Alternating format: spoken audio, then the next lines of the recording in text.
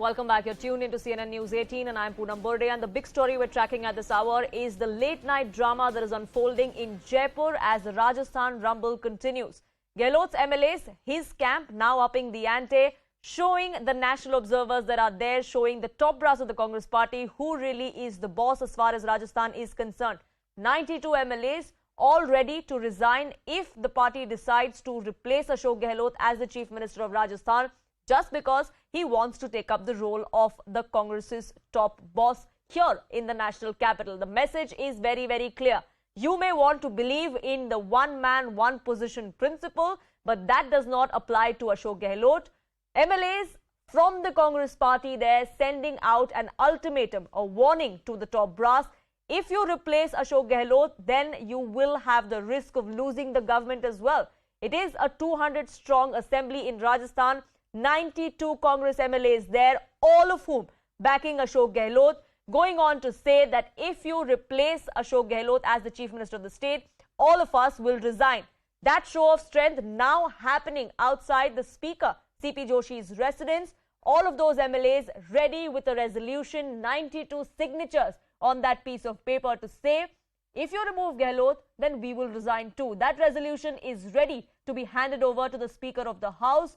That perhaps will signal the biggest crisis the Congress faces as far as Rajasthan is concerned. The timing of all of this is extremely important because this comes on the day two national observers decided to land in Jaipur, hold a meeting of their MLAs to plan for a contingency project as far as Rajasthan was concerned going into election year next year. Pallavi Ghosh, my colleague and senior editor, joins us for more on this. High drama there, Pallavi, ensuing in Jaipur. Ashok Gehlot not saying anything publicly, but his MLAs there doing the work for him. Yes, absolutely. But this makes it very, very difficult, the situation, because now a couple of things which can start happening. One, will this be now used as an excuse by supporters of Ashok Gehlot and he himself to not file the nomination for the sake of Rajasthan and for stability in the state?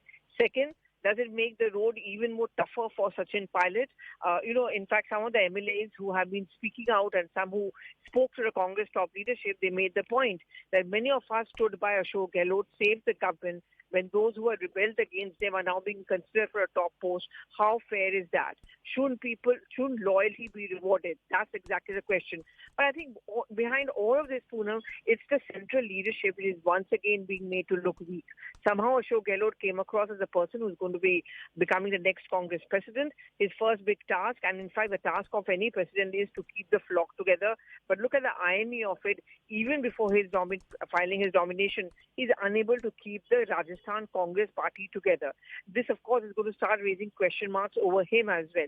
Second point, of course, is the fact that the central Congress leadership, if they have sent off their observers to a state to try and find a solution, that clearly is not happening. The situation is falling apart. The party seems to be falling apart. And BJP, of course, is going to lap up this opportunity, especially in a poll-bound state in 2023, where in any case they are looking at and hopeful of a victory.